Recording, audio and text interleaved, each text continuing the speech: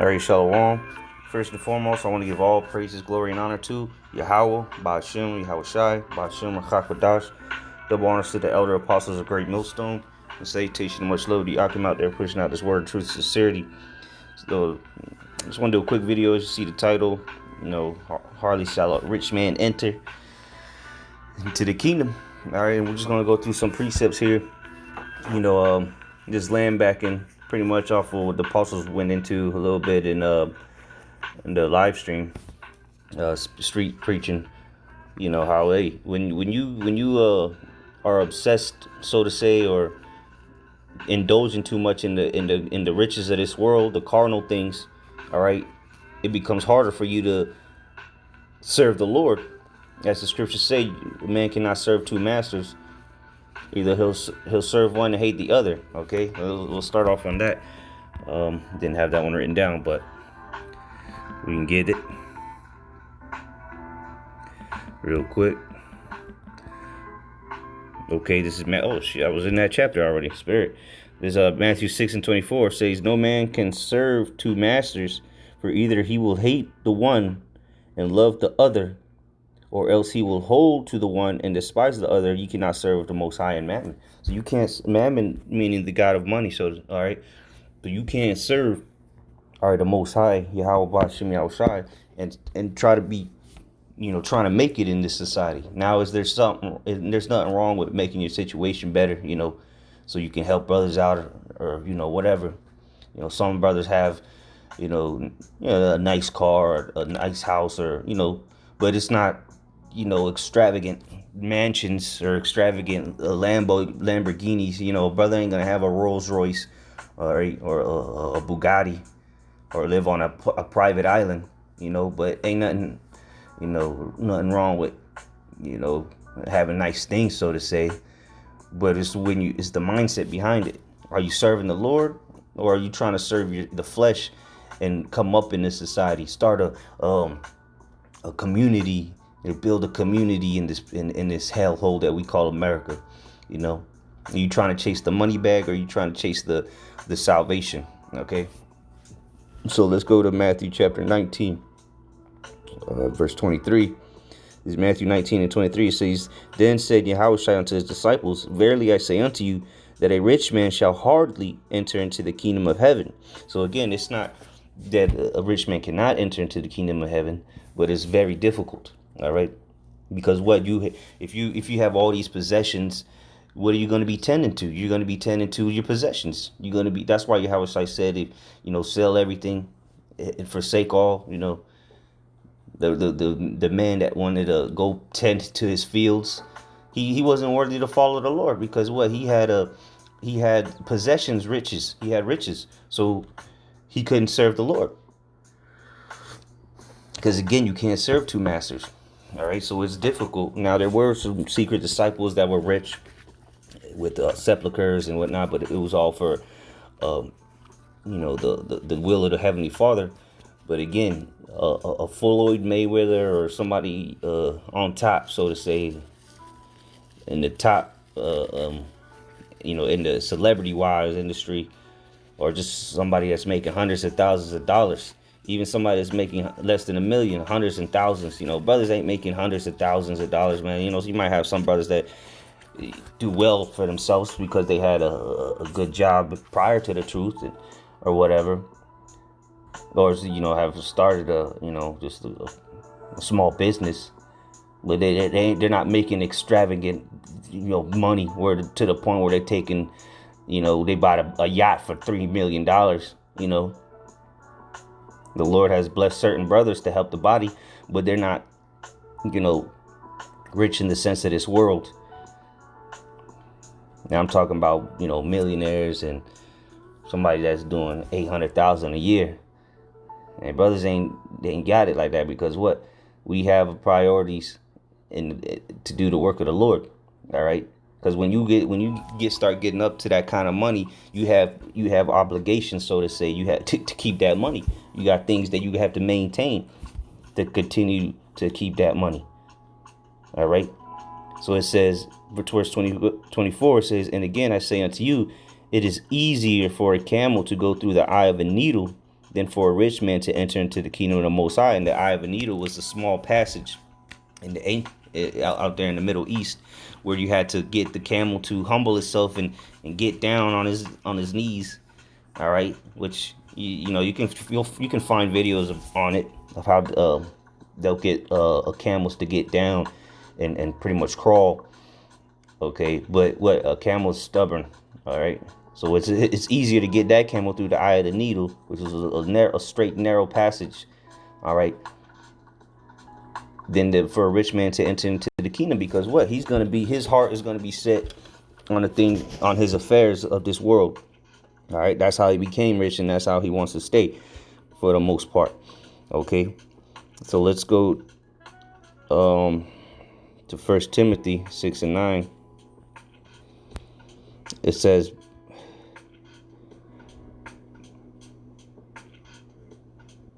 I started 6. 1 Timothy 6:6 says, but godliness with contentment is great gain. All right. So, hey, be content with your daily bread. Be content with whatever the Lord has given you. Now, the Lord will give certain men in this truth more than others, monetarily wise. All right. Right. Or even in just carnal possessions. But it's all ultimately to help the brotherhood. Okay. To sustain the body. Verse 7. For we brought nothing into this world, and it is certain we can carry nothing out. See, that's that Egyptian philosophy. Taking things to the grave with you. Being buried with all these possessions, these carnal things that just gonna be. That's why you got grave robbers, because you got idiots that bury their people with all kind of gold and this and that.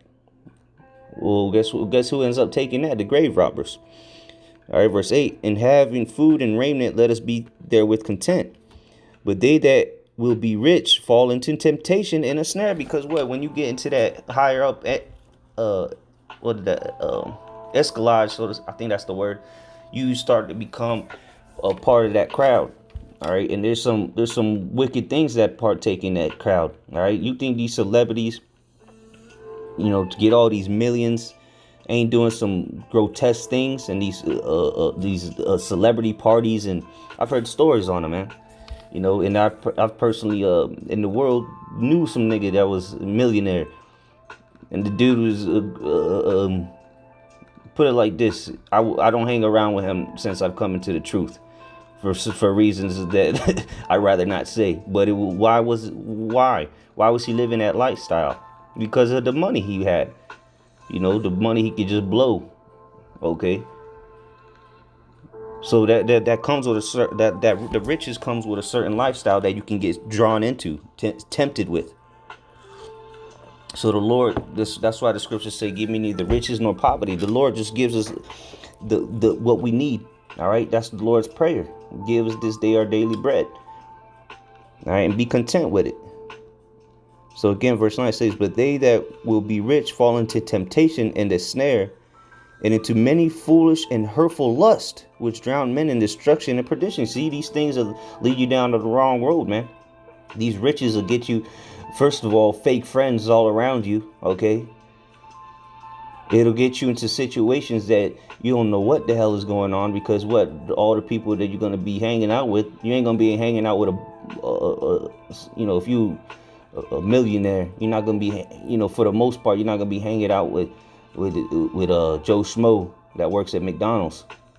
Okay, you're gonna be hanging out with more dirtbags that do more grotesque things, and they're gonna seduce you to do even more abominations. Verse 10: for the love of money is the root of all evil. So you got these people that love money, and all they want to do is chase the bag. All they want to do is come up. So they'll do anything and everything to obtain that carnal riches. So that's why the love of money, because the scriptures say, money is a defense. But the love of money is the root of all evil, because if you love money, what are you serving? Mammon. And you can't serve the Most High if you love money. Okay? Because money is a carnal thing. Money is temporal, really. Okay? It's a carnal riches. It says, while some coveted after, they have erred from the faith and pierced themselves through with many sorrows. See, so you've had men in this truth that coveted after money. And guess what? They're no longer here. This happened before in times of Yahushua, the times of the disciples. And this happened again. All right? Guys sell out. Because what? They had the love of money. They wanted to live lavishly in this world, which is going to be destroyed. Instead of living content with the things that the Lord has given us. All right? First of all, wisdom is far greater than rubies, gold, anything that can be compared to her. Nothing can be compared to wisdom. Not even all the money in the world, all the gold in the world, all the everything. All right, that people chase after, possessions. Okay, nothing can compare to the wisdom, knowledge, and understanding of Yahweh Shema Shai. All right, this gospel. So let's go to 1 Corinthians 6 and 9. It says, know ye not that the unrighteous shall not inherit the kingdom of the Most High? Is this it? Oh.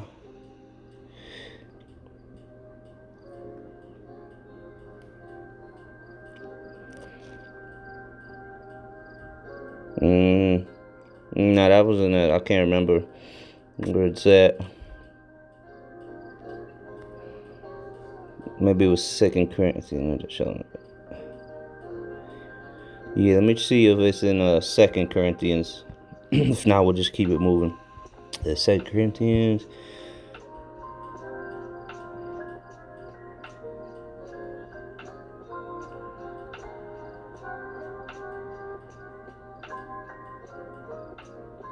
Okay, that's a good one. Yeah, 2 Corinthians 6 and 9. All right, it says, as unknown and yet known. All right, let me verse 10. It says, as sorrowful yet always rejoicing. See, because people think we're sorrowful because we don't have millions in dollars and we're not out every weekend blowing money on stupid shit. Okay, I'll tell you this: if we're gonna blow some money, we're gonna blow the money on the brothers. All right, or help brothers out. It says, as sorrowful yet always rejoicing, as poor yet making many rich. Because what are the true riches? This knowledge, this wisdom, the truth. As having nothing and yet possessing all things.